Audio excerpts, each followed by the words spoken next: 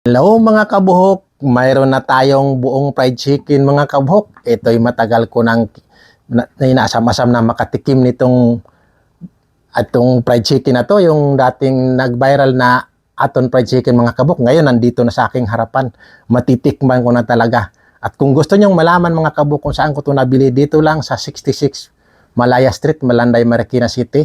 Ito yon ang aking pinakaasam-asam ngayon. Nandito na mga kabuhok. Umpisa na natin, kakainin na natin. Tika lang, bago tayo kumain, kailangan muna nating magpasalamat sa ating Panginoon. Sige, pasalamat muna tayo. Ama naming banal, magkapanginoon sa lahat, salamat po sa pagkain nandito sa aming harapan ngayon. Sana po kami mabigyan ng mabuting kalakasan sa mga ng Diyos. Amen. Ngayon, kain na. Ngayon, ito. Oo, kain mo na yan.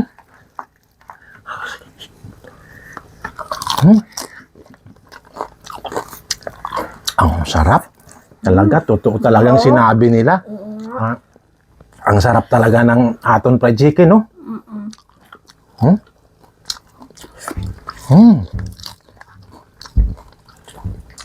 Totoo talaga yung sinabi nila. Kaya nga natikman na natin.